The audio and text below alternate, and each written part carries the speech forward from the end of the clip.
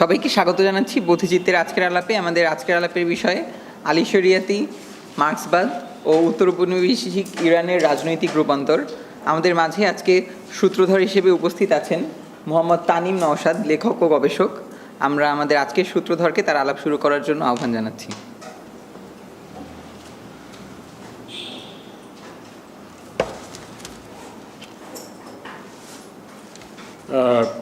সবার প্রথমে আমি বোধিচিত্তকে ধন্যবাদ দিতে চাই আমাকে এখানে এই আলোচনায় স্বাগত জানানোর জন্য। মূলত জাহাঙ্গীরনগর বিশ্ববিদ্যালয়ে কোনো বক্তৃতা দানের জন্য আমার উপস্থিতি এই প্রথম। আবার বিশ্ববিদ্যালয়ে ঢাকা ইউনিভার্সিটিতে আমি বহুবার বক্তৃতা দিয়েছি, কিন্তু এখানে এই সন্ধ্যায় আপনাদের মাঝে আমি উপস্থিত থাকতে পেরে অত্যন্ত কৃতজ্ঞ মনে করছি। আজকের আলোচ্য বিষয় আলী শরিয়াতি, মার্ক্সবাদ ও উত্তর ঔপনিবেশিক ইরানের রাজনৈতিক রূপান্তর। এই আলোচনাটা অত্যন্ত দীর্ঘ। আমার দীর্ঘ 10 বছর ধরে ইরান এবং তার রাজনীতি নিয়ে যে পড়াশোনা, সেটা পুরাটা এখানে উপস্থাপন করাটা কঠিন। আজকে আমরা আলোচনার প্রথম অংশটা উপস্থাপন করব। সেটি হচ্ছে যে ইরানে একটা বিতর্ক আছে, বিশেষ করে আসিফ বায়েত এবং এরভান্ড আব্রাহামিয়াম। তারা মনে করেন যে আলী শরিয়াতি পুরোদস্তর মার্ক্সবাদী ছিলেন এবং তিনি ছিলেন তুদে পার্টির, মানে ইরানের যেটি রাজনৈতিক মার্ক্সবাদী দল, তার সমর্থক ছিলেন। কিন্তু আমাদের আলোচ্য বিষয়টা হচ্ছে যে ইরানের মধ্যে যে ইসলাম, যেটা ইরানিয়ান ব্র্যান্ড, আমরা যেটাকে বলি শিয়া ইসলাম, এছাড়া ইরানের যে দীর্ঘ ঐতিহাসিক সভ্যতা, যেটা আকিমেনিডিয়ান সভ্যতা থেকে শুরু হয়েছে, যেটা ফার্সিতে আমরা বলি হাকুমেনিসি, এর মধ্য দিয়ে ইরানের যে নতুন নতুন ধর্মমতের আবির্ভাব ঘটেছে, জরথুস্ট্রের মতবাদ, যেটাকে আমরা ইংরেজিতে বলি জরোয়াস্ট্রিয়ানিজম, মানির মতবাদ, যেটাকে আমরা বলি মানেকায়নিজম, কিংবা মাজদাকের যে ঐতিহাসিক ধর্মতত্ত্ব, যেটাকে বিশ্বের প্রথম কমিউনিস্ট আন্দোলন হিসাবে বলা হয় এবং যেটি শুরু হয়েছিল খ্রিস্টের জন্মের কয়েকশো বছরের মধ্যে। এর মধ্যেই মার্ক্সকে আত্মস্থ করবার একটা জায়গা যে ইরানের মধ্যে আছে, এবং সেই ক্ষেত্রে শরিয়াতিকে মার্ক্সবাদী হয়েও ইসলাম থেকে খারিজ হওয়ার কোনো দরকার পড়ে না। এই যৌক্তিক আলোচনাটাকেই আমরা আজকে প্রথমে উপস্থাপন করব। পরের অংশে কোনো দিন আমরা আলোচনা করব আরও বিস্তৃত পরিসরে রাজনৈতিকভাবে আলী শরিয়াতি কীভাবে সম্পৃক্ত হবেন এবং কেন ইরানের মার্ক্সবাদী দল, যেটাকে আমরা ফার্সিতে বলি তুদে পার্টি, ফার্সিতে এইভাবে রাখে, এই তুদে পার্টি কেন পরবর্তীকালে এই আন্দোলনে ৭৯ আন্দোলনে খোমেনিপন্থীদের সাথে একত্রিত হলেন, তার বাস্তব প্রেক্ষাপটটাকেও আমরা সেক্ষেত্রে তুলে ধরার চেষ্টা করব। সেখানে আমরা দেখব যে ইরানের অতীত ইতিহাস, ইরানের রাজনৈতিক বিবর্তন, ইরানের ধর্মের রূপান্তর, ইরানের দার্শনিক প্রবাহ, সমস্ত কিছুর মধ্যেই এক ধরনের মার্ক্সকে আত্মস্থ করবার জায়গা আগে থেকেই হাজির ছিল। তো প্রথমে আমরা আলোচনা করব শরিয়াতির ঐতিহাসিক চিন্তার প্রেক্ষাপটটাকে ধরবার জন্য। বলে রাখা ভালো যে এই বছর আমাদের জন্য একটা বিশেষ কারণে গুরুত্বপূর্ণ, কারণ আজ থেকে 200 বছর আগে জার্মানি ট্রিয়েরে কার্ল মার্ক্স এই বছর জন্মগ্রহণ করেছিলেন, যাকে আমরা বিশ্বের অন্যতম প্রধান দার্শনিক হিসেবে মনে করি, এবং আমার মার্ক্সের প্রতি দুর্বলতা সর্বজন গ্রাহ্য, সবাই জানেন এটি। আর শরিয়াতি সেই তুলনায় জন্মগ্রহণ করেছে অনেক পরে, 1933 সালে। শরিয়াতি মারা যান 1975 সালে। তো এর মধ্যে মার্ক্সবাদের চিন্তার ক্ষেত্রে নতুন নতুন অনেক সংযোজন বিয়োজন ঘটেছে। মার্ক্সকে কেন্দ্র করে শরিয়াতির যে প্রবণতা, সেটিও প্রকাশিত, কিন্তু এটি মনে রাখলেও চলবে যে শরিয়াতির কিন্তু অন্যান্য দর্শনের উপর আগ্রহও ছিল। ভুলে গেলে চলবে না, শরিয়াতি 2বার পিএইচডি করেছিলেন, এবার দুইজন তার পিএইচডি সুপারভাইজারে পৃথিবী বিখ্যাত। একজন এক্সিস্টেন্সিয়ালিজমের অন্যতম পুরোহিত জন পল সার্ত্র, প্রথম পিএইচডি সন্দর্ভটি তিনি সুপারভাইজ করেন, আর দ্বিতীয় যিনি সন্দর্ভটি যিনি সুপারভাইজ করেন তিনিও বিখ্যাত ফরাসি পণ্ডিত লুই মাসিনো। সেখানে কিন্তু সারিয়াতি বিশেষভাবে কাজ করেছেন অস্তিত্ববাদের উপর, এক্সিস্টেন্সিয়ালিজমের উপর, ফ্রেঞ্চে যেটাকে বলে এক্সিস্টেন্সিয়ালিজম। ফলে সারিয়াতি একাধারে ক্লাসিক্যাল মার্কসিস্ট ছিলেন এটা বলা যাবে না, আর সারিয়াতির ইসলাম থেকেও বিচ্যুতি না ঘটার কয়েকটা কারণ আছে। আমরা খেয়াল করি সারিয়াতির যেই বইটা নিয়ে ইরফান আব্রাহামিনিয়াম এবং আসিফ বায়েতের যে বিতর্কটা, যে তার বই যেটি মার্কসিজম অ্যান্ড আদার ওয়েস্টার্ন ফ্যালাসিস, তারা মনে করেন যে ইসলামী বিপ্লবের পরে আলী শরিয়াতের মৃত্যুর অনেক পরে এই বইতে মোল্লারা, ইরানের মোল্লারা হস্তক্ষেপ করেছেন। আমার মনে হয় যে সেটি না, কারণ দুটিকে, ইসলাম এবং মার্ক্সবাদকে ধারণ করবার পাশাপাশি একটা স্পেস ইরানের আছে। তারা হবে শরিয়াতি কিন্তু আরও অনেক বই রেখেছেন যেগুলো কিন্তু নির্জলা ইসলাম কেন্দ্রিক বই। যেমন তার একটা বই আছে হজ, এই বইতে তিনি হজের ফিলসফি বয়ান করেছেন, তার দার্শনিক ভিত্তি, ইউনিটি এবং সামাজিক কাজে এই দর্শন চর্চা কীভাবে কাজে লাগে সেটা তিনি আলোচনা করেছেন। তার অন সোশিয়োলজি অফ ইসলাম নামে একটা বই আছে। তিনি পয়গম্বর মুহাম্মদের কন্যা ফাতেমাতুজ জোহরাকে নিয়েও বই লিখেছেন, ফাতেমা ইজ ফাতেমা। 680 খ্রিস্টাব্দে কারবালার প্রান্তরে নিহত হওয়া হজরত ইমাম হোসেনের আদর্শ এবং রাজতন্ত্রের বিরোধিতার সংগ্রাম নিয়েও তিনি বই লিখেছেন, যেটা নিয়ে বাংলা অনুবাদও হয়েছে, জাগো সাক্ষ্য দাও এই নামে বই। ফলে এগুলি বিবেচনা করে দেখা যাচ্ছে যে সারিয়াতিকে ইসলাম থেকে বিচ্ছিন্ন বলা যাবে না, এবং এটা সম্ভবই হয়েছে ইরানের ইসলামের কারণে। কারণ ইরানের ইসলামটা হচ্ছে মূলত দ্বাদশ ইমামি শিয়া মতবাদ। তো আমরা আলোচনা করব দ্বাদশ ইমামি শিয়া মতবাদের প্রেক্ষাপটটা কী, এবং সেখানে ইরানের অতীত ইতিহাস, বিশেষ করে আকেমেনিড ডাইনেস্টি থেকে শুরু করে সাফাভিড ডাইনেস্টি পর্যন্ত ইরানের যে তত্ত্বগত বিবর্তন ঘটেছে সেটা কিভাবে সারিয়াতির মনস্তত্ত্বে প্রভাব বিস্তার করেছে। আমরা এই কথাটাও ভুলে গেলে চলবে না যে সারিয়াতির পিতা ছিলেন তাকি সারিয়াতি, যিনি সারিয়াতি যখন বাল্যকালে তখন কিন্তু তিনি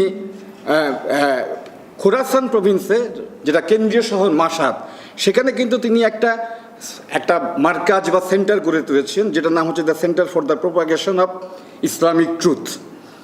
সেখানে কিন্তু উনি সমাজতন্ত্রের আদলে একটা কমিউনিস্ট বিপ্লব করতে চেয়েছেন, যেটাকে তারা বলতো যে ক্ষুধা বিশ্বাসী সমাজতন্ত্র। এবং সেখানে কিন্তু প্রাইভেট প্রপার্টি বা ব্যক্তি মালিকানার উচ্ছেদের একটা আকাঙ্ক্ষা তার মধ্যে ছিল। এবং ভুলে গেলে চলবে না যে শরিয়াতি যখন ওই বয়সে, তখন কিন্তু এক অর্থে ইরান ছিল ব্রিটেনের কলোনি। তবে ব্রিটেনের কলোনি বলতে আমরা কিন্তু যেই অর্থে কলোনি বুঝি সেটা না, বলা যেতে পারে এটা ছিল একটা প্রোটেক্টরেট কিংবা একটা ভ্যাসাল স্টেট বলতে পারি আমরা। অর্থাৎ যেই অর্থে কলোনি বলতে বা উপনিবেশ বলতে বোঝায় যে একটি রাষ্ট্রের বা একটি ভূখণ্ডের উপর বিদেশি শক্তির দখলদারিত্ব এবং সেখানে তাদের কায়েমি স্বার্থ রক্ষা করবার জন্য সেখানকার সম্পদ লুণ্ঠন এবং তাদেরকে উৎপাদিত পণ্যের বাজার করানো এবং সেখান থেকে কাঁচামাল নিয়ে নেওয়া, এই বিষয়টা যদি আমরা চিন্তা করি সেই অর্থে হয়তো পুরোপুরি না। কিন্তু এমএ সেজার এবং ফ্রান্স ফানন যে অর্থে উপনিবেশ চিন্তা করতেন, অর্থাৎ মনস্তাত্ত্বিকভাবে ইরানে দীর্ঘদিন ব্রিটিশ উপনিবেশ কার্যকর ছিল এবং চিন্তাভাবনার ক্ষেত্রে ব্রিটিশরা তাদের মনস্তত্ত্বে ভালো রকম প্রভাব ফেলেছিল, সেই অর্থে কিন্তু ইরানকে কলোনি বলা চলে। ফলে 1950 সালে 50-51 সালে যখন ইরানের প্রথম গণতন্ত্রী সরকার প্রতিষ্ঠিত হয় এবং তার প্রধানমন্ত্রী ছিলেন মোহাম্মদ মোসাদ্দেক, সেই সময় কিন্তু অ্যাংলো পার্সিয়ান অয়েল কোম্পানি ইরানের তাবৎ তেল করায়ত্ত করার যে চেষ্টাটা করেছিল তার বিরুদ্ধে কিন্তু অয়েল ন্যাশনালাইজেশন বা আপনার তেলকে জাতীয়করণের একটা দাবি উঠে, এবং যেটার নেতৃত্ব দেন হচ্ছেন মোহাম্মদ মুসাদ্দেক। কিন্তু এই আন্দোলনটাও কিন্তু শুরু হয়েছিল 1947 সালে তকি শরিয়াতির আন্দোলনের ফলাফল হিসাবে। এছাড়া আমরা যদি আরও আগেও যাই, শিয়া ইসলামের যে রাজনৈতিক সংগ্রামের ধারা, যেটি শুরু হয়েছিল শিয়াদের পঞ্চম ইমাম, অবশ্য পঞ্চম ইমাম বলাটা ঠিক হবে না, এটা হচ্ছে জায়েদি শিয়াদের পঞ্চম ইমাম, ইমাম জায়েদ যেই অর্থে উমাইয়া শাসনের বিরুদ্ধে, তাদের রাজতন্ত্রের বিরুদ্ধে যুদ্ধ করেছিলেন, সে জায়গায় একটা উদাহরণ হিসাবে কাজ করে। আমরা জানি শিয়া ইমামদের নাম মনে হয় কিঞ্চিত মনে হয় আমাদের আলোচনা করা একটু ভালো হতে পারে। দ্বাদশ ইমামই শিয়াদের হচ্ছে 12 জন ইমাম। আমি একটু নামটাও বলতে পারি এখানে, লেখলে বোধ হয় অনেক সময় নিবে, আমরা মুখস্থ বলে দিতে পারি। প্রথম ইমাম হজরত আলী, দ্বিতীয় হজরত ইমাম হাসান, তৃতীয় হজরত ইমাম হুসেন, চতুর্থ ইমাম জাইনুল আবেদিন, পঞ্চম ইমাম বাকেরুল উলুম, ষষ্ঠ ইমাম জাফর সাদিক, সপ্তম ইমাম মুসা আল কাজেম, অষ্টম ইমাম আবি ইবনে মোহাম্মদ আর রেজা, নবম ইমাম আবি তকি, দশম ইমাম আবি নকি, 11তম ইমাম হাসান আসকারি এবং 12তম ইমাম মাহাদি। যেই মাহাদি নিয়ে সুন্নি এবং শিয়াদের মধ্যে দ্বন্দ্ব আছে। শিয়াদের মতে উনি 1250 বছর আগেই পৃথিবীতে জন্মগ্রহণ করেছেন এবং পৃথিবীতেই আছে, এবং তিনি এখন রয়েছেন দ্য প্লেস অফ অকাবেটেশনে। এইটা নিয়ে কিন্তু ভালো কাজ হয়েছে ফ্রান্সে এবং জার্মানিতে।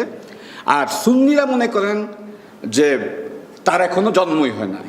আমরা 2টা বইয়ের বা 3টা বইয়ের রেফারেন্স লিখতে পারি। আমি এখানে মুছবো কি, যেমন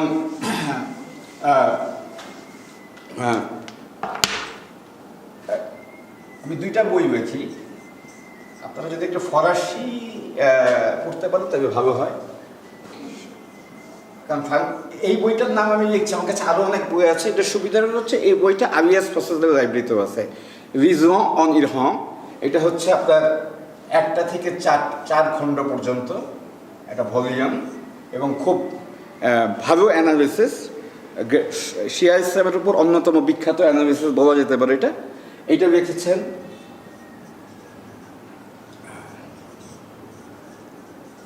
আমরা ফরাসিতে উচ্চারণ করি অঙ্কি করবে, আপনারা পড়তে পারেন হেনরি করবিন। আর আরেকটা বই, সেটাও খুব ভালো কাজ হয়েছে আমি মনে করি, সেটা হচ্ছে এই বইটাও আপনারা দেখতে পারেন। সেটা হচ্ছে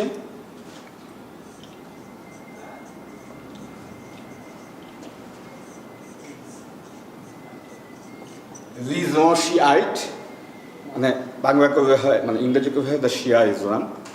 এইটা লিখেছেন ইয়ান হিসাদ। আর জার্মানিতেও শিয়া ইসলাম নিয়ে বেশ কিছু কাজ করেছেন টুইবিঙ্গেন ইউনিভার্সিটির একজন অধ্যাপক, তার নাম হচ্ছে হাইন্স হান। ওদের একটা বই আছে, এটা আপনি নর্মালি সার্চ দিলেও ইন্টারনেটে পাওয়া যায়। এটা ওই উইব জেনেও যাওয়ার দরকার নেই। সেটা হচ্ছে যেটা জার্মানি হিসেবে ভালো কাজ হয়েছে আমার মতে, ডে ইসলাম, এইভাবে একটা কলম আছে। সেটা হচ্ছে Geschichte und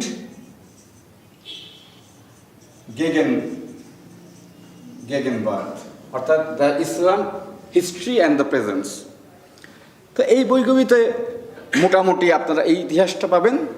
তো শিয়াদের প্রথম বিভাজনটা ঘটে হচ্ছে চতুর্থ ইমামের পরে যারা জায়েদিপন্থী, তারা ইমাম জায়েদকে তাদের ইমাম হিসাবে মনে করেন, আর বাকিরা মনে করতেন বাকেরুল উলুমকে। কিন্তু জায়েদিরা বাকেরুল উলুমকে মনে করতেন না ইমাম এই কারণে, তারা মনে করতেন মুহাম্মদ এবং ইমাম হুসাইন যেভাবে রাজতন্ত্রের বিরুদ্ধে সংগ্রাম করেছেন, সেই সংগ্রাম করতে ইমাম বাকের কোনো উদাহরণ স্থাপন করেননি। এক অর্থে তিনি টিমিড কিংবা তিনি কাওয়ার্ডাইজ বা কাপুরুষিকতার পরিচয় দিয়েছেন। কিন্তু বাকেরের অনুসারীরাও কিন্তু ইমাম জায়েদকে ওই জায়গাতে সম্মান করেন যেহেতু তিনি রাজতন্ত্রের বিরুদ্ধে সংগ্রাম করেছিলেন। কিন্তু আমাদের অত্যন্ত দুঃখের বিষয়, ইমাম জায়েদ কিন্তু ওই আন্দোলনে সফল হতে পারেন নাই। তাকে হত্যা করা হয় এবং 1 বছর তার মৃতদেহ মসজিদুন নববী, যেটা প্রফেটের মসজিদ, তার সামনে ঝুলায় রাখা হয়। তো এইখানে আমরা দেখতে পাই যে কারবালার একটা যে সংগ্রাম আর আরেকটা হলো ইমাম জায়েদের যে সংগ্রাম, এটা শিয়া ইসলামের ভিতরে একটা কার্যকরী ভূমিকা রেখেছে, বিশেষ করে সমাজে আদর্শ এবং সাম্য প্রতিষ্ঠা করবার যে লড়াই তার উদাহরণ হিসাবে। এই আন্দোলনই কিন্তু পরবর্তীকালে আপনার তকি শরিয়তির যে আন্দোলন সেখানে মূল ভিত্তি হিসাবে কাজ করে। শুধু তাই না, ঔপনিবেশিক ইরানের মধ্যেও এই ধারা কার্যকরভাবে ঔপনিবেশিক শক্তির বিরুদ্ধে লড়াইয়ে প্রণোদনা দিয়েছে। একটা উদাহরণ আমি দিই, যেমন এটাকে আমি একটু বুঝতে পারি, যেমন একটা উদাহরণ আমি দিই, ইরান কেন এই জায়গাগুলিতে বিশেষ। 1850 সালে, এটা ছিল খাজার ডাইনেস্টির সময়, যখন তাদের সুলতান ছিলেন বা বাদশাহ ছিলেন নাসিরউদ্দিন শাহ। বাদশাহ শব্দটা ব্যবহার করেন, বাদশাহ শব্দটা ফার্সি, মানে আমাদের বাংলা ভাষা ভর্তি, মানে ফার্সিতে আসলে দুইটা আছে এরকম, বাদশাহ আর পদশাহ, একই অর্থ, মানে মানে কিং। তো ওই সময় নাসিরউদ্দিন শাহ অ্যাংলো পার্সিয়ান ব্রিটেনের সাথে একটা চুক্তিতে আসতে চান যে ইরানের যত টোবাকো ফিল্ড আছে, মানে তামাক ক্ষেত্র, সেগুলি তারা ইংরেজদেরকে দিয়ে দিবেন। এর বিরুদ্ধে কিন্তু আন্দোলন করে মোল্লারা, এবং এই মোল্লারা যে কতটা প্রোগ্রেসিভ ছিলেন ইরানে বোঝা যায়। তখন তাদের নেতা ছিলেন হচ্ছেন মির্জা হাসান সিরাজি, গ্র্যান্ড আয়াতুল্লাহ বলে ওরা। মির্জা হাসান সিরাজি তিনি একটা কথা বলেন, সেটা হচ্ছে যে আমরা তামাক সেবন করি বা নাই করি, আমরা তো এটা বাইরের দেশে বিক্রি করে অর্থ রোজগার করতে পারি। তারা কিন্তু আমাদের দেশের মতো না, আমরা তো এটা খাই না। ওদের তারা অনেক বেশি প্রোগ্রেসে, তারা ইকোনমি বিষয়টা নিয়ে খুবই কনসার্ন। তারা বলছে আমরা না খাইতে পারি, কিন্তু এটা দিয়ে তো আমরা ফরেন কারেন্সি আনতে পারি। পরে এই টোবাকো কোম্পানিগুলি ইংরেজদের হাতে ছেড়ে দেওয়ার পরিবর্তে এটা পরবর্তীকালে ইরানিদের হাতে থাকে। কিন্তু ধর্মীয় নেতৃত্বরা দিয়েছেন হচ্ছে এই মির্জা হাসান সিরাজি। এখানে আরেকটা জিনিস সম্বন্ধে পরিষ্কার করে রাখা দরকার, যে ইরানের ধর্মীয় ব্যবস্থা বোঝার জন্য, তা না হলে ইরানের পলিটিক্সটা বোঝা যাবে না। ইরানে যারা ধর্মীয় বেত্তা, তাদের দুইটা ক্যাটাগরি আছে। একটা হলো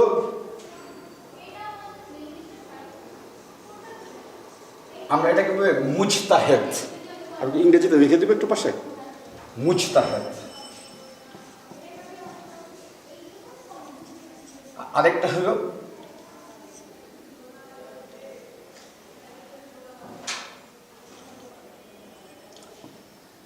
মার্জা।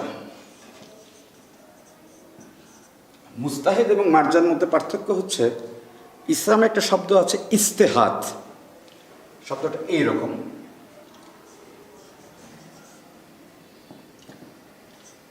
অর্থাৎ স্বাধীন চিন্তা বা গবেষণার ভিত্তিতে কোনো অনুসন্ধান করা। যিনি এটি করেন তিনি মুজতাহিদ।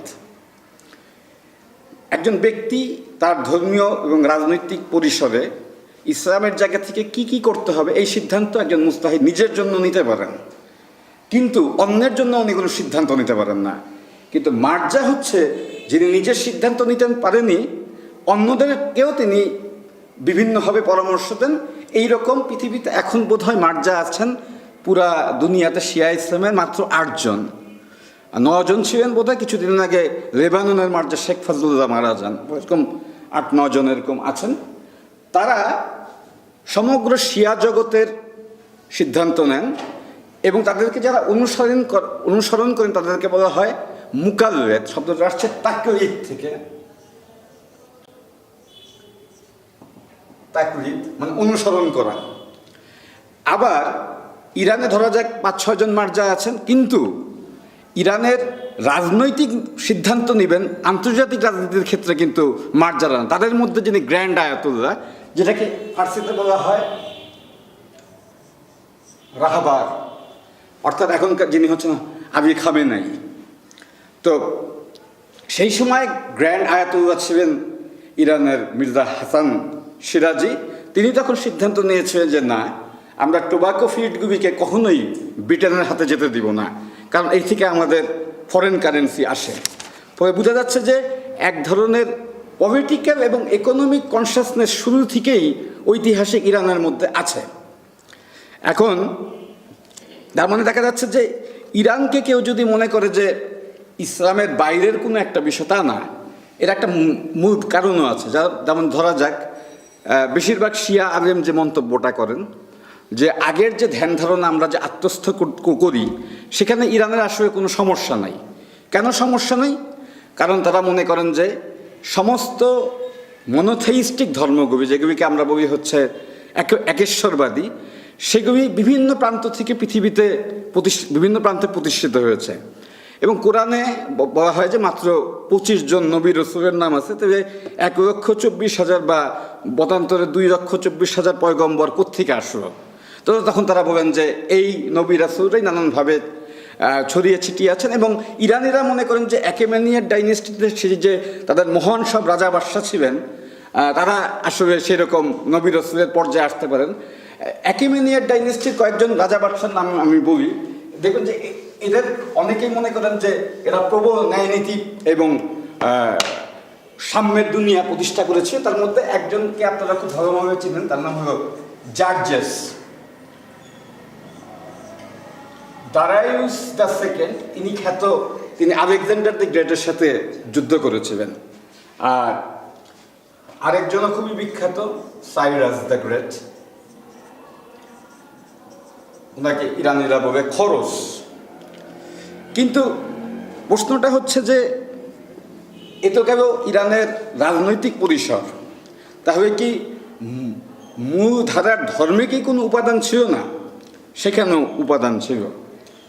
ইরানে 3টি প্রধান ধর্ম ইসলাম পূর্ব যুগে কাজ করেছে এবং এই 3টি ধর্মই অত্যন্ত গুরুত্বপূর্ণ। এই 3টি ধর্ম অত্যন্ত চিন্তাশীল ধারণার প্রবর্তন করেছে। একটা আমরা বলি হচ্ছে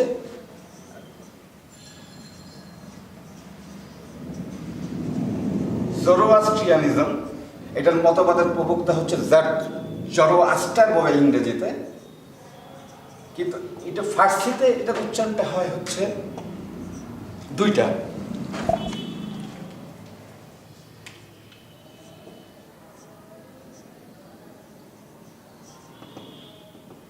এইটা একটা, আরেকটা অনেকে বলবে জারথুস, আরেকটা অংশ বলবে জারদুশত।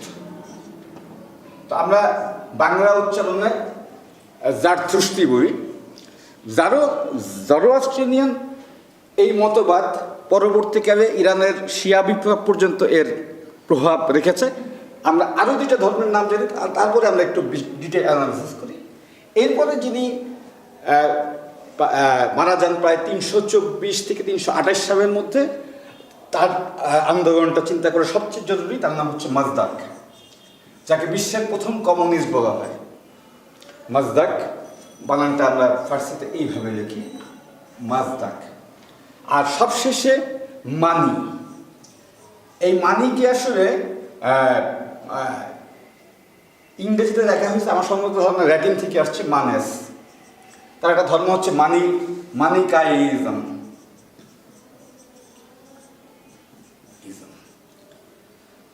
জরথুস্টের মতবাদ নিয়ে ইরানিদের মধ্যে একটা সমস্যা তৈরি হয় দীর্ঘকাল যাবৎ। কারণ যদিও জরথুস্টের মতবাদ অত্যন্ত সুন্দর একটা মতবাদ, এটা হচ্ছে যেটাকে বলা হয় জগতের ডুয়েলিজম। অনেকে মনে করেন যে এই প্রভাব এঙ্গেলসের অ্যান্টি ডুরিং পর্যন্ত এই প্রভাব পৌঁছেছে। থিসিস, অ্যান্টিথিসিস এবং সিনথেসিসের যে ধারণাটা গিয়র্গ ফ্রিডরিশ হেগেল উপস্থাপন করেন, অনেকে মনে করেন তারও পূর্ববর্তী ধারণা হিসেবে কাজ করছে প্রকৃতির এই যে দান্দিকতা বা ন্যাচারাল ডুয়ালিজম। সেখানে জরোয়াস্টার মনে করতেন মহাবিশ্বে 2টা শক্তি কার্যকর। তার মধ্যে একটা হচ্ছে হোরমাজ, যেটাকে আমরা আরও সুন্দরভাবে বলি আহুরা মাজদা, আর তার বিপরীত যেটাকে বলা হয় দ্য গড অফ লাইট বা লর্ড অফ লাইট, আর একটা হলো আহুরিমা, যেটাকে আমরা বলি হচ্ছে দ্য লর্ড অফ ডার্কনেস। এইভাবে দেখি আমরা আহুরিমান, এটা হচ্ছে লর্ড অফ ডার্কনেস, আর এটা হলো আহর মাজদ। এটা 3টা নাম আমি পেয়েছি এই আহর মাজদাকে ব্যাখ্যা করবার জন্য। একটা হলো আহর মাজ, আরেকটা হলো হার মাজ। এই 3টা নামই তাকে ডাকা হয়।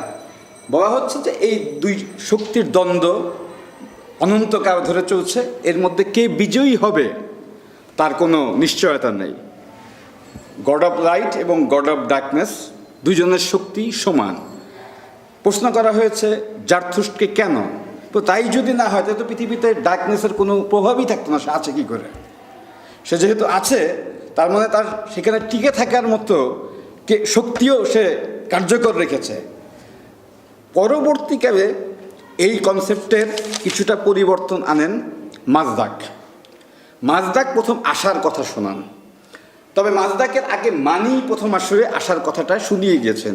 তিনি মনে করতেন যে একটা সময় অশুভ শক্তি আর থাকবে না। তিনি মনে করতেন শয়তানকে বা আহরিমানকে সেমি ইটার্নাল বিং, একটু মুছলাম নাকি, সেমি ইটার্নাল বিং মনে করতেন।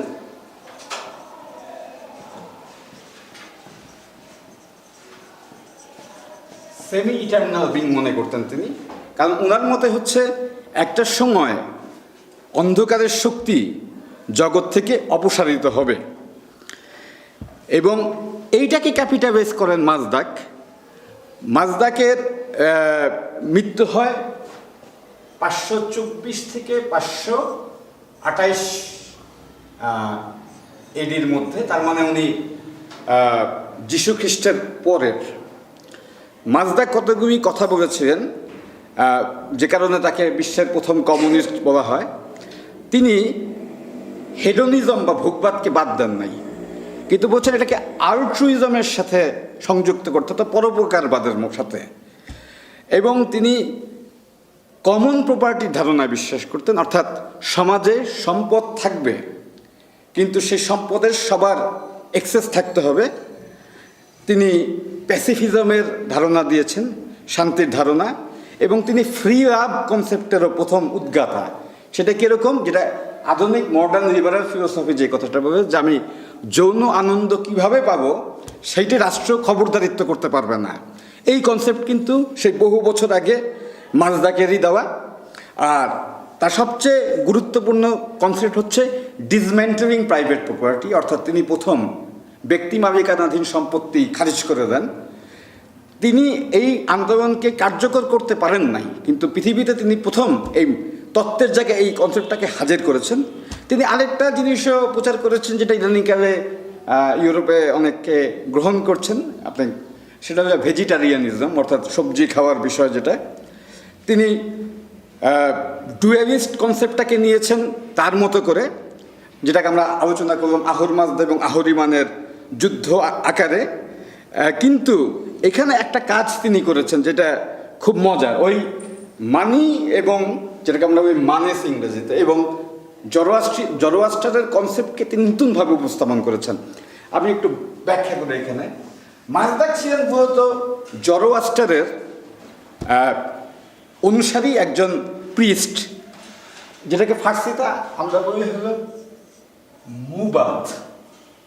মুবাদ আসলে তিনি ছিলেন হাইয়েস্ট প্রিস্ট পুরা ইরান বা ওই অঞ্চল জুড়ে, যেটাকে আমরা ফার্সিতে বলি হচ্ছে এরকম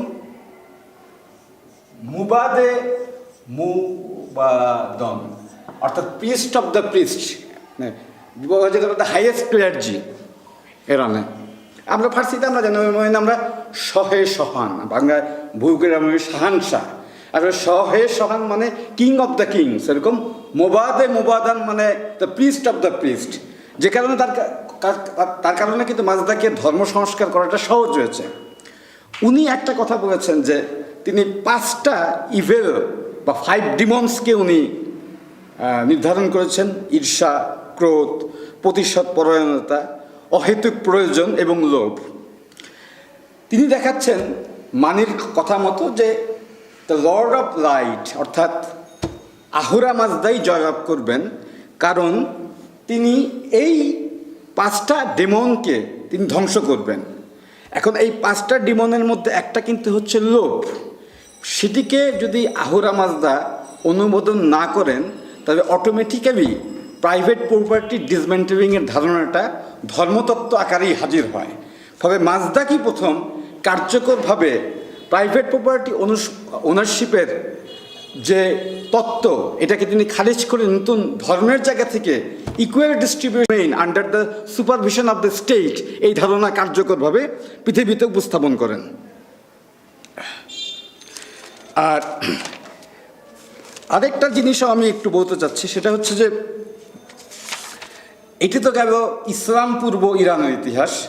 ইসলামের যুগে 6ষ্ঠ শতাব্দীতে ইসলাম প্রথম ইরানে প্রবেশ করে, এই অংশটাও জরুরি। আমরা আবি সারিয়াতির বাবা তাকি সারিয়াতির কথা বলেছি। তাকি সারিয়াতির মধ্যে যে ইরানের প্রাচীন ইতিহাস কার্যকরভাবে উপস্থিত থেকে তাকে এক ধরনের সমাজতন্ত্রী বিপ্লবে অনুপ্রেরণা জুগিয়েছে, এইটা যেমন সত্য, আবার ইসলামের মধ্যেও কার্যকর এই জাতীয় উপাদান ছিল, যেটি ইরান তার নিজের মতো করে গ্রহণ করেছে। যেমন পয়গম্বর মুহাম্মাদের একজন বিখ্যাত সাহাবী হযরত আবু যার আল গিফারি, তিনি কিন্তু প্রথম জমানার যারা খলিফা তাদেরকে তিনি কিন্তু অনেক ক্ষেত্রে অনুমোদন দেন নাই। তিনি মনে করতেন যে মুহাম্মাদের মৃত্যুর পরে আমরা যে খেলাফতটা দেখি এটা ব্যক্তি বিশেষের খেলাফত হয়েছে, এবং অনেকে মনে করতেন যে যেহেতু বেশিরভাগ খলিফাই জনগণ কর্তৃক নির্বাচিত হন নাই, ফলে তিনি তাদের অনেকটা একনায়ক মনে করতেন এবং তাদের কাছ থেকে উনি নিজেকে সেপারেট রাখতেন। ফলে অনেকে মনে করেন যে আবু যার আল গিফারি প্রথম কার্যকর সমাজতন্ত্রী হিসাবে ইসলামী জগতে আবির্ভূত হয়েছেন। আর আরেকটা কথা মনে রাখতে হবে যে হযরত আলী কিন্তু শিয়াদের প্রথম ইমাম। শিয়াদের মধ্যে অনেক ভাগ ঘটেছে, জায়েদিয়ারা একরকম ভাগ হয়েছে, ইসমাইলিরা ভাগ হয়েছে। ইসমাইলিরা যখন আবার ইজিপ্টে গিয়েছে, মিশরে, সেখানে কিন্তু আবার তারা নিজারি বাতেনি মুস্তালি এরকম ভাগে বিভাজিত হয়েছে। আমি এই আলোচনাগুলি আসলে করতে গেলে অনেক দীর্ঘ সময়। আমি শুধু একটা কথা বলতে চাই যে একটা ক্ষেত্রে কিন্তু শিয়াদের সব গ্রুপ একমত, সেটি হচ্ছে তাদের প্রথম ইমাম কিন্তু আলী, অর্থাৎ আলী কিন্তু তাদের চিন্তার জগতে অত্যন্ত কার্যকর একজন ব্যক্তিত্ব। এখন আলী কী করেছে দেখেন, আলীর একটা বিখ্যাত বই হচ্ছে নাহাজুল বালাগা, আলীর খুতবা।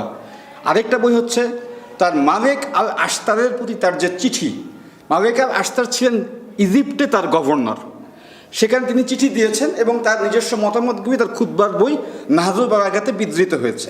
আমি কি একটু রেখে দিব নামটা, বাংলায় রেখে দিই, কারণ ফার্সি বা আরবি হয়তো অনেকের জন্য দরকার নেই। একটা হলো নাহাজুল বালাগা, আরেকটা হচ্ছে এই দুইটা বই অনুবাদও হয়েছে বাংলায়, মালিক আশতারের প্রতি আলীর চিঠি। এই দুইটা যদি আপনারা দেখেন তবে দেখবেন যে আলী মালিক আশতারকে যে কথাগুলি বলছেন সেখানে তিনি ইউনিভার্সাল আলট্রুইজমের কথা বলছেন। তিনি শুধুমাত্র মুসলিম উম্মার মধ্যেই সীমাবদ্ধ থাকেন নাই, এবং নাহাজুল বালাগার বক্তৃতাগুলির মধ্যেও। ফলে অনেকে মনে করতেন যে হযরত আলী এক অর্থে ইসলামকে প্রথম বৈশ্বিক ধর্মে রূপান্তরিত করেছেন। এই চিঠিতে তিনি সমস্ত জনগণের প্রতি, সেটা মুসলমান অমুসলমান নির্বিশেষে, সম্পদের সুষম বন্টন এবং সম্পদে সবার অ্যাক্সেসকে সুনিশ্চিত করেছেন। যে কারণে তার যারা অতিরিক্ত ভক্ত তারা আলীকে প্রথম কমিউনিস্ট হিসেবে, মানে কার্যকর কমিউনিস্ট হিসেবে মনে করেন, কারণ তারা তো আবার মাজদাককে অনুসরণ করেন না শিয়াদের মধ্যে। এবং তিনি মনে করেন যে এই কনসেপ্টের মধ্য দিয়ে আলী একটা বিশ্ব মানবিক ভ্রাতৃত্ব প্রতিষ্ঠা করবার জায়গা প্রস্তুত করেছেন। আমি আপনাকে বলতে পারি যে সিরিয়া, লেবানন, জর্ডান এবং প্যালেস্টাইন, এখানে 4টা গ্রুপ আছে, 3টা গ্রুপ দুঃখিত, আবিউল্লাহি, নুসাইরি এবং মিতওয়ালি। তারা মনে করতেন বিশ্বের প্রথম সাম্য আবিরই ধারণা, এবং তারা আলীকে এতই উপরে উঠিয়েছেন, দে অ্যাপোথেওসাইজড আলী, দে ডাইফাইড আলী। তারা আলীকে ঈশ্বর বানিয়ে ফেলেছেন। আবিউল্লাহি, নুসাইরি এবং মিতওয়ালিরা মনে করেন আলী সাম্যের সবচেয়ে প্রতিষ্ঠিত উদ্গতা এবং আলী স্বয়ং ঈশ্বর। আর এখন প্রশ্ন হচ্ছে যে শিয়া ইসলাম ছাড়া কি তো সাম্যের বার্তা কি ইসলামে নাই?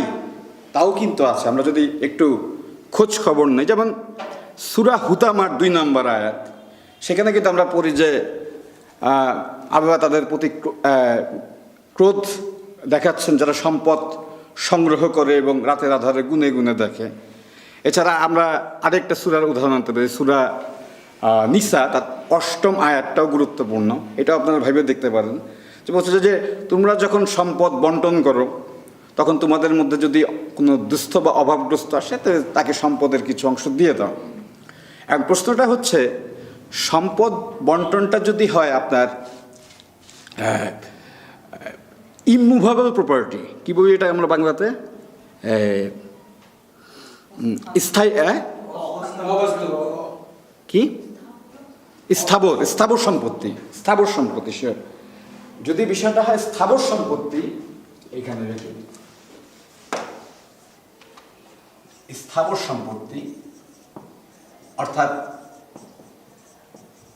তাহলে তো আসলে সেখান থেকে কাউরে হট করে কিছু মানে ফুট করে তো কিছু দিয়ে দেওয়া সম্ভব না, কারণ ওটা তো ফিক্সড। তাহলে এটা হইতে পারে অস্থাবর সম্পত্তি, টাকা পয়সা কিছু। তার মানে এক অর্থে তো কি ইসলামেও স্থাবর সম্পত্তি হস্তান্তরযোগ্য নয়? তার মানে স্থাবর সম্পত্তির ধারণা কি ইসলামে নাই? এটি প্রশ্ন করে তুলেছেন অনেক আগে বদরুদ্দিন ওমরের বাবা আবুল হাশেম, তার একটা বই আছে দ্য ক্রিড অফ ইসলাম। তবে এইটা যদি হয়তো হয়তো ইসলামের মধ্যেও এক ধরনের প্রাইভেট প্রপার্টি ডিসমেন্টেলিংয়ের ধারণা কার্যকর আছে। আমি বলছি না এটার অর্থ কি হইতে পারে, আমি জাস্ট আপনাদেরকে একটা ক্লু দিলাম যে আপনারা এটা নিয়ে চিন্তা করতে পারেন। কারণ আমি তো আর ইসলামের কোনো প্রোপাগেটর না বা তাত্ত্বিক না সেই অর্থে। আমি জাস্ট আমার চোখে যে যুক্তিগুলি দেখি সেগুলি আমি আমার মতো করে বোঝার চেষ্টা করি। আমি বললাম যে তবে হয়তো ইসলামের মধ্যে শুরু থেকেই এক ধরনের সামাজিক সাম্যের বিষয় ছিল, যেটা হয়তো পরবর্তীকালে তত্ত্বগত বিকৃত হয়েছে। রাজতন্ত্র ইসলামে কার্যকর থেকেছে, তারা তাদের মতো ইসলামকে ব্যাখ্যা করেছে।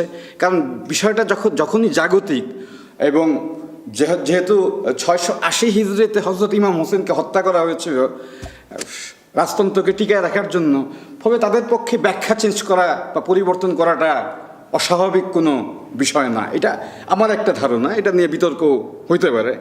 আমি জাস্ট কিছু ধারণা দিলাম মাত্র। আর আরেকটা বিষয় আমি একটু বলতে চাই, সেটা হচ্ছে যে ইসলাম আরেকটা গুরুত্বপূর্ণ কাজ করেছে, যে কাজটা হচ্ছে যে খ্রিশ্চানিটির মধ্যে, আমি জাস্ট একটু দর্শকদের বিষয়ে আলোচনা করি। খ্রিস্টান ধর্মের মধ্যে কিন্তু আমরা যেই কনসেপ্টটা পাই সেটা হচ্ছে আপনার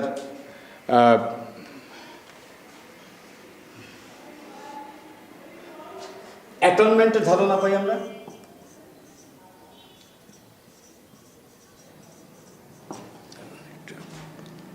এবং রিডেমশনের ধারণা পাই।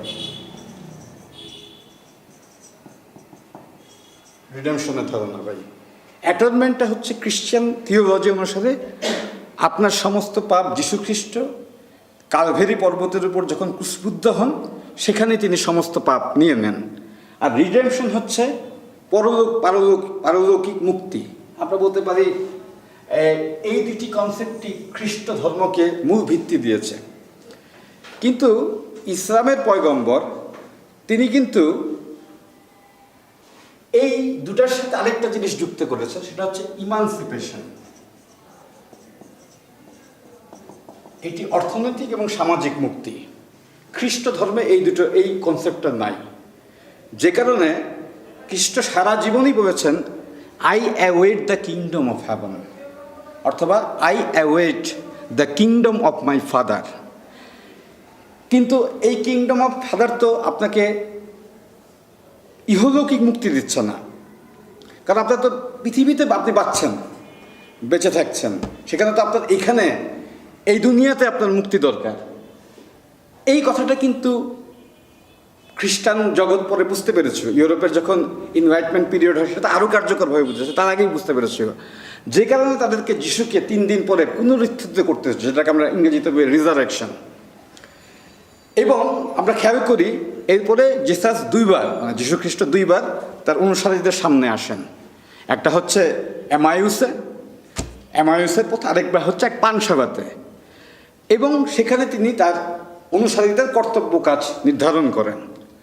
ফলে যেটি হয় যে যিশুর এক ধরনের ইমানসিপেশন হয়, কারণ যিশু ইমানসিপেশনের দায়িত্বটা এক অর্থে পালন করেন। সেই জায়গা থেকে যদি আমরা চিন্তা করি, তাহলে যিশু তার অনুসারীদেরকে ইমানসিপেটেড করতে পারেন নাই, তার অনুসারীরাই তাকে ইমানসিপেটেড করেছে এক অর্থে। কিন্তু পয়গম্বর মুহাম্মদের ক্ষেত্রে আপনি দেখেন, সে প্রথমেই বলছে কিন্তু আর দুনিয়া তো মাজরা তো আখেরা, দুনিয়া হচ্ছে আখেরাতের শস্যক্ষেত্র। আপনি যদি এখানে কিছু না করেন, খালি ওইটা নিয়ে বসে থাকলে হবে না। এখন এই কথাটা কেন বললাম? এই কথাটা বললাম, মুহাম্মদের সাথে যিশুর যে পার্থক্যটা, একই পার্থক্য জরোয়াস্টারের সাথে মাজদাকের। এই আলোচনাটা আনার জন্য এত কিছু বলা। জরোয়াস্টার পারলৌকিক কর্তব্যর দিকেই বেশি মনোযোগী ছিলেন। মাজদারের কথা আমরা বললাম, মাজদাকের কথা, মোবাদান বললাম না, the priest of the priest. সেখানে আমরা কি দেখি, তিনি মাজদাকের জরোয়াস্টারের মতো শুধু মাজদা এবং আহরিমানের তত্ত্ব বিচার নিয়ে উনি বসেছিলেন না। এক অর্থে তিনি সামাজিক বিপ্লবকেও ত্বরান্বিত করেন। ফলে যেই ঘটনাটা ঘটে, সেখানে আমরা এক ধরনের প্রগতিশীল জরথুস্টের অনুসারী দেখতে পাই। সেই জায়গা থেকে একটা কার্যকর সমাজ বিপ্লবের চেতনা তৈরি হয়, যেটি কিন্তু জরোয়াস্টারের সময় ছিল না। এই আলোচনাটা করার জন্য এত কিছু। তবে একটা কথা ঠিক, যে জরোয়াস্টারের ধর্মে একটা ভালো দিক আছে, মানে একটা না, অনেক ভালো দিক আছে। তার মধ্যে একটা ভালো দিক আমি বিশেষ করে উল্লেখ করতে চাই। জরোয়াস্টারও মনে করতেন যে মানুষের যে ধর্মীয় চেতনা, সে শুধুমাত্র পরকাল কেন্দ্রিক হবে না, সেটি ইহকাল কেন্দ্রিক হবে। এবং যে কারণে হেনরি করবিন, আমরা যে ফ্রেঞ্চ অহি করবা, তিনি একটা শব্দ ব্যবহার করেছেন জরোয়াস্টারিজমের ক্ষেত্রে, ফ্রেঞ্চে জিওসফি, আমরা ইংরেজিতে দেখতে পারি এভাবে, অর্থাৎ পৃথিবী কেন্দ্রিক বোধ। যেমন আমরা থিওসফি, ঈশ্বর কেন্দ্রিক বোধ, জিওসফি বা ঐশ্বরিক বোধ বা জাগতিক বোধ। জরোয়াস্টারের ধর্মে আমরা যেটা পড়ি সেটা হলো আহরা মাজদা, অর্থাৎ যিনি ঈশ্বর, তার 6 জন ফেরেস্তা আছে। মনে রাখতে হবে, ফেরেস্তা শব্দটা কিন্তু আরবি না, আরবিতে কিন্তু মালেক মানে বাদশাহ, মালেক মানে রাজা, মালেক মানে ফেরেস্তা। ওই যে মৃত্যুর ফেরেস্তা জীব আল্লাহকে বলা হয় মালেকুল মউত। ফেরেস্তা শব্দটা ফার্সি, যেমন ফার্সি আসছে কি হতে, ফেরেস্তা দান মানে প্রেরণ করা, যে প্রেরিত হয় যে ফেরেস্তা। তো ওই রকম 6 জন ফেরেস্তা ছিল আহুরা মাজদার। তাদেরকে আমরা বলি হচ্ছে ওই ওল্ড পেহলবি হরফে আমেশা স্পেন্টা।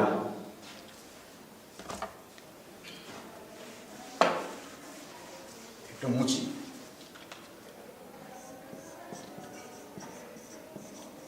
আমেশা স্পেন্টা, এই আমেশা স্পেন্টার মধ্যে 3 জন হচ্ছে পুরুষ, 3 জন হচ্ছে নারী।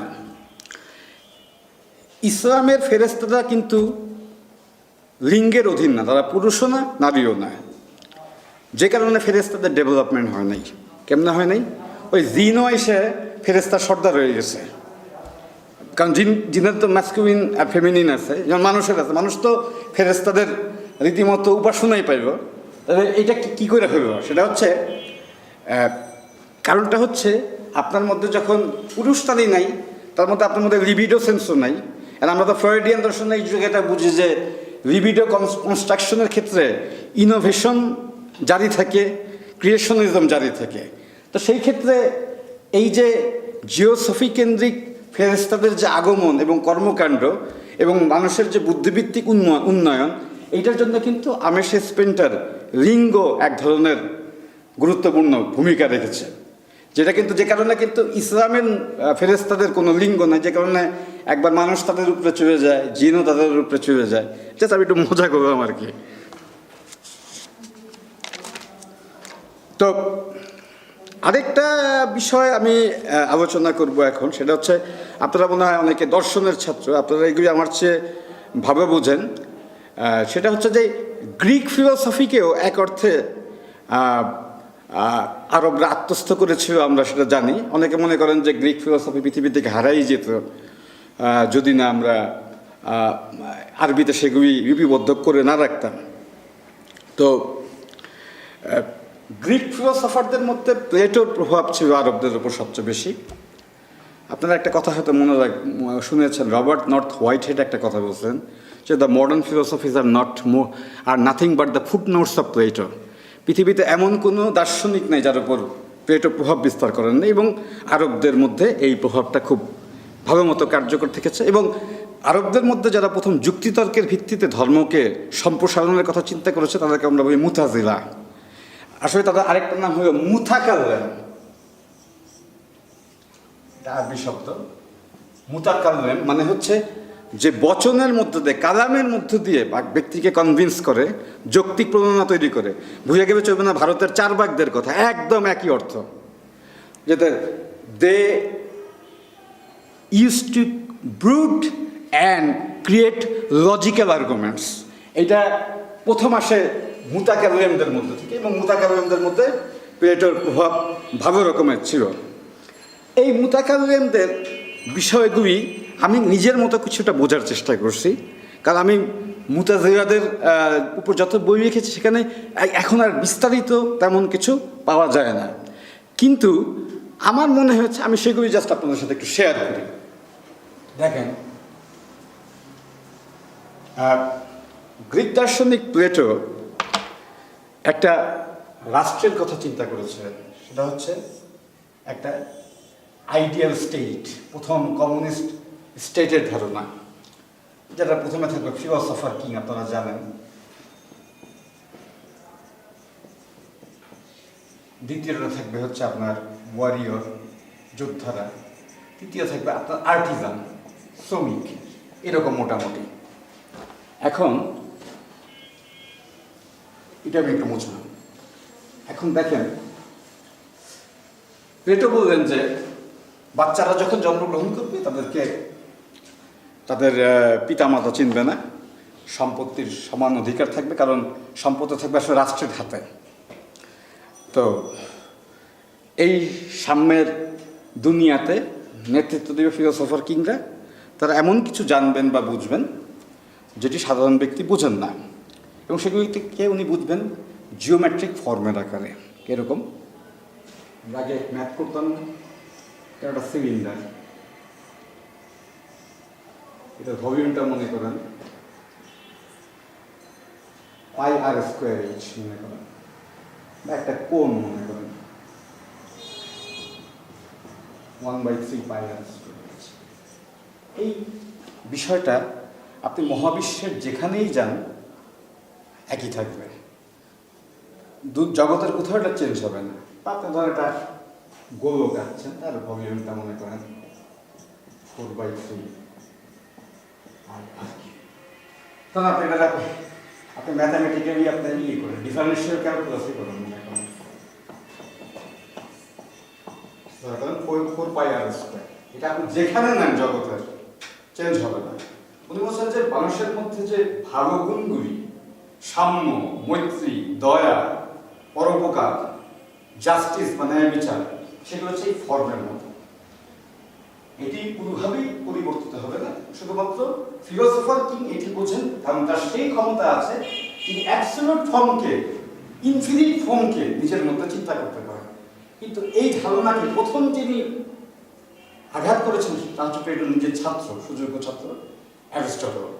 অ্যারিস্টটল প্রশ্ন তুলেছেন স্বয়ং প্লেটোকে, তার গুরুকে, আপনি তো সসীমের মধ্যে অসীমের চিন্তাকে লালন করছেন, কিন্তু আপনি তো নিজে সসীম, আপনি কি করে এটা জানবেন? You are not the authority to tell about it because you are a finite being. তো কিভাবে এটা আপনারা জানবেন?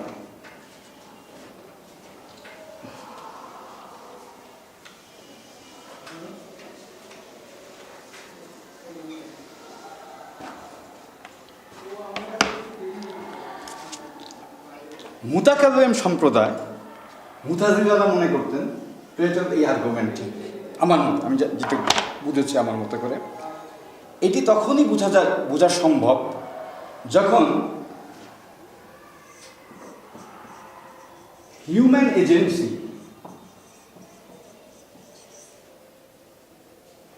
Turns into divine agency. অর্থাৎ মানুষের মধ্যে যখন স্বর্গীয় প্রবণতা থাকবে, আপনি হিন্দু ধর্মের অবতারবাদ বলেন, আর ইসলামের নবী, রসুল, পয়গম্বর ইত্যাদি বলেন, কারণ সে সসীমের মধ্যে অসীমকে লালন করে। এখন এইটি বোঝার জন্য শিয়া ইসলাম আরও সুবিধা, শিয়া ইসলামকে ব্যাখ্যা করার সুবিধা, কারণ পয়গম্বর মুহাম্মদের পরে কিন্তু আর কিন্তু ওহী আসবে না, কোনো ডিভাইন স্ক্রিপচার আসবে না, তার মানে ডিভাইন এজেন্সি কিন্তু শেষ। খোলাফায়ে রাশেদা আবু বকর, আলী, আবু বকর, ওমর, ওসমান আর আলী, তারা তো হিউম্যান বিং। তবে জাস্টিস প্রতিষ্ঠা করবার জন্য তো ফিলোসফার কিং আর নাই, কিন্তু এই সমস্যার সমাধান করে শিয়া ইসলাম। কারণ শিয়া ইসলামে নবুয়তের পরে হচ্ছে ইমামত, এবং এই ইমাম কিন্তু ডিভাইন এজেন্ট, এবং তাকে কিন্তু নির্ধারণ করেন স্বয়ং ঈশ্বর। যে কারণে আমার মনে হয় ইমাম মাহাদিকে পৃথিবীতে জীবিত রাখা হয়েছে। কারণ শিয়া, আপনারা হয়তো জানেন না যে 12 ইমামের শিয়ারা মধ্যেই করে 1250 বছর যাবত তিনি পৃথিবীতেই আছেন। কারণ কেউ যদি না থাকে তাহলে তো ডিভাইন এজেন্সি নাই, জাস্টিস প্রতিষ্ঠা করবার কেউ নাই। আমার কাছে মনে হয় যে এই কনসেপ্টটা পরবর্তীকালে খ্রিশ্চানরাও বুঝেছেন, যে কারণে বাইবেলের শেষ অধ্যায়, নিউ টেস্টামেন্টের রিভিলেশন, এটা যদি আপনারা পড়েন, রিভিলেশন বাইবেলের নিউ টেস্টামেন্টের শেষ অধ্যায়, সেখানে দেখবেন তারা একটা কনসেপ্টকে প্রপাগেট করছে, the second advent of Christ, of Christ. এর কারণ খ্রিস্টান জগৎ হয়তো বুঝতে পেরেছে যে জিসাস যদি আর না থাকে তবে ফিলোসফার কিংয়ের মামলাটা আর পৃথিবীতে জারি থাকা সম্ভব না। যে কারণে আমি মনে করি যে গ্রিক দর্শনের প্রভাব জুডিয়া, সামারিয়া, গালিলিতে জুদাইজমের উপর এবং খ্রিস্টানিটির উপর পড়েছে, এবং ইসলামের মধ্যেও সেটা পড়েছে। তার মধ্যে মুতাকাল্লিম বা মুতাজিলাদের মধ্যে এই প্রভাব ছিল সবচেয়ে বেশি। তবে ইসলামের মধ্যে আরও কিছু বোধহয় মূল্যবান চিন্তার জায়গা আছে আমি মনে করি। আমাদেরকে ভুলে গেলে চলবে না যে কোনো একটা মতাদর্শ খুব সহজেই সারা পৃথিবীতে বিস্তার লাভ করে না যদি তারা বেশ ভালো শক্তিশালী দার্শনিক ভিত্তি না থাকে। যেমন আমরা একটা ধারণা করতে পারি, যেমন যে ঈশ্বরের যে ধারণাটা ইসলামে আছে, সেই আল্লাহ হচ্ছে নিরাকার। তা কেন এটা নিরাকার? দেখেন, আপনি যদি একজন গড বা গডেসকে চিন্তা করেন, ধরা যাক দেবী দুর্গা, তার 10টা হাত, হাতে খড়গ, ত্রিশূল, বর্ষা, তীরধনুক, কিন্তু এমন কোনো অস্ত্র না যেটা মডার্ন টাইমের। অর্থাৎ তাকে ওই সময় যারা চিন্তা করেছেন তিনি তার মধ্যেই আবদ্ধ। তিনি পোশাকও পরেন ভারতীয়দের মতো, কারণ তিনি ভারতে তৈরি করেন। এখনকার জমানায় যদি তিনি তৈরি হইতেন, তাকে করা হয়তো স্ট্রিঙ্গার, আপনার রকেট লঞ্চার ইত্যাদি ইত্যাদি অস্ত্র তার হাতে থাকতো। হ্যাঁ, AK-47 থাকতো। আবার দেখেন, আপনি যিশুকে চিন্তা করেন, তার পোশাক আশাক বলা সবই হচ্ছে জুডিয়া, সামারিয়া এবং গ্যালিলিয়াতে ওকে যেভাবে বলতো ওটাই উনি বলছেন। দেখতেও উনি ওই সেমেটিক, যদিও ইউরোপিয়ানরা অনেকে তাকে নীল চোখ, সোনালি চুল এইভাবে উপস্থাপন করে। Basically he is a Semitic person, আরবদের মতোই দেখতে হবে কোনো একজন। এখন তার মানে হচ্ছে আপনার সোসাইটিতে যে কাস্টমস আছে, আপনার সোসাইটিতে যে রিচুয়ালস আছে, আপনার যে কালচারাল টেস্ট আছে, তার বাইরে এই ধর্মগুলি যেতে পারে না। এখন এইটাকে একটাই ইউনিভার্সাল রূপ দেওয়া যায় যদি ঈশ্বরের কোনো রূপই না থাকে। কারণ আপনি যদি যে ঈশ্বর নিরাকার, একমাত্র সেই ইউনিভার্সাল হতে পারে, কারণ তিনি তো কোনো কালচারাল মার্কার বা কালচারাল অ্যাফিনিটি দ্বারা আবদ্ধ না। অনেকে বলতে পারেন যে হিন্দু ধর্মের ব্রহ্মারও কিন্তু আকার নাই, সেটা ঠিক, কিন্তু হিন্দু ধর্মের ব্রহ্মার কিন্তু মাঝে মাঝে আকার আছে, যে কারণে তার একদম চতুরানন, চারটা মুখ। আর দ্বিতীয় কথা, ব্রহ্মা কিন্তু পুরুষ, ইসলামের আল্লাহ কিন্তু নারীও না পুরুষও না, ফলে সে শুধু কালচারাল ঊর্ধ্বে যেতে পারে নাই, সে সেক্সুয়াল অ্যাফিনিটিরও ঊর্ধ্বে চলে যেতে পারছে। আমি মনে করি এইটা একটা গুরুত্বপূর্ণ দার্শনিক প্রবণতা যেটা ইসলাম পৃথিবীতে কার্যকর করতে দেখিয়েছে। এই আলোচনা করলাম যে জাস্ট আমি আপনাদেরকে কিছু ধারণা দিচ্ছি, আপনারা ইসলাম নিয়ে নতুনভাবে চিন্তা করতে পারেন। কারণ বাজারে ইসলাম নিয়ে যে আলোচনা বা বই কেতাব আছে সেগুলি আসলে দিয়ে ইসলাম পর্যালোচনা যথেষ্ট না। আর বিশেষ করে ধর্মীয় যেসব বইপত্র অনেকে লিখেছেন, সবাই না, কেউ কেউ ভালো বই লিখেছেন, সেখানে দর্শন শাস্ত্রকে ইসলাম বোঝার জন্য সেইভাবে উপস্থাপন করা হয়নি। এটা আমাদের একটা দৈন্যতা। তো আমরা আরেকটা আন্দোলনের মোটামুটি আলোচনা করে আজকের আলোচনাটা শেষ করব, কারণ এটা দ্বিতীয় একটা পর্ব হবে। আজকে আমি আলোচনাটা করছি না দুটা কারণে। প্রথমে আপনাদের কাছে আমি ক্ষমা চেয়ে নিচ্ছি। প্রথমটা হচ্ছে যে আপনাদের ইউনিভার্সিটি থেকে আমাকে যখন যেতে হবে বৃহস্পতিবারে খুব জ্যাম হয়, এটা একটা কারণ। তবে এর চেয়ে মূল্যবান কারণটা হচ্ছে আমি আপনাদেরকে যা বললাম এটা নিয়ে যদি আপনারা একটু ভাবেন, তাহলে পরবর্তী সেশনে আপনারা আমাকে অনেক প্রশ্ন করতে পারবেন। কারণ আপনারা বোধহয় বুঝতে পারছেন যে এখানে অনেক চিন্তার বিষয় আছে। এই আর্গুমেন্টগুলি কিন্তু আমি 10 বছর যাবৎ পড়াশোনা করে চিন্তা করে করেছি। এটা জানার জন্য আমার 8 থেকে 10 বছর ফার্সি ভাষা শিখতে হয়েছে। আমি 21 বছর জার্মান ভাষা শিখছি, 8 বছর আমি ফরাসি ভাষা শিখছি, 6 বছর রাশিয়ান শিখছি।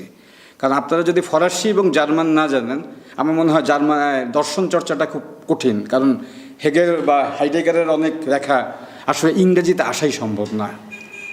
এটা শাহিন কিছুটা বুঝতে পারবে, কারণ সে জার্মান শেখা শুরু করেছে।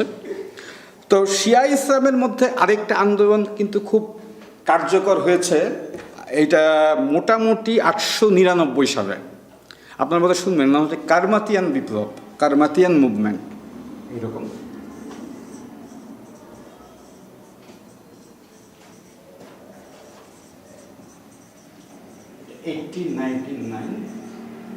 এইটা এটির প্রতিষ্ঠাতা হচ্ছেন হামদান কারমাত। কারমাত মানে হচ্ছে শর্ট লেগড, সম্ভবত উনি একটু খোঁড়া ছিলেন। অনেকে বলেন রেড আইট, আবার অনেকে বলছেন যে সিক্রেট টিচার। তা আমার মনে হয় 3টাই বোধ হয় উনি ছিলেন। হয়তো ওনার পা একটু খোঁড়া ছিল, চোখ লাল ছিল, আবার তিনি হয়তো গুপ্তবিদ্যাও চর্চা করতেন। কিন্তু এই আন্দোলনটা একটা সময় কিন্তু খুব বৃহৎ পরিসরে আপনার ইরান, ইরাক, ট্রান্স অক্সিয়ান একটা জায়গা বলা হয়, সেই জায়গা জুড়ে এটা ছড়িয়েছিল। ট্রান্স অক্সিয়ানের মধ্যে এখন পরে হচ্ছে উজবেকিস্তান, তাজিকিস্তান, দক্ষিণ কিরগিজস্তান, তারপরে আপনার দক্ষিণ পশ্চিম কাজাকিস্তান, আমুদরিয়া, শিরোদরিয়া, এবং ওই যে অ্যাকিমেনিয়েট ডাইনেস্টির কথা বললাম, এই পুরোটাই ওই অঞ্চলের মধ্যে পড়ে। এবং এরা একটা রিলিজিয়াস ইউটোপিয়ান রিপাবলিক তৈরি করে। এখন মনে রাখতে হবে, প্লেটোর আইডিয়াল রিপাবলিকও কিন্তু ইউটোপিয়ান। মানে আসলে তো যে কোনো আদর্শ ইউটোপিয়ান যতক্ষণ না ওটা বাস্তবায়িত হচ্ছে। কারণ আপনি যদি লজিক্যালি চিন্তা করেন, তাহলে প্রবল শক্তির বিরুদ্ধে কোনো আদর্শই টিকার কথা না। পৃথিবীতে তো সবসময় পরিবর্তন আনে যারা দিনেও ঘুমায় থাকে, অর্থাৎ ডে ড্রিমার যারা, তারাই পৃথিবীতে পরিবর্তন আনে। এইটাই ম্যাটেরিয়ালিস্টিকই আমি যতটাই আমরা উপহাস করি, পরিবর্তন কিন্তু তারাই আসে।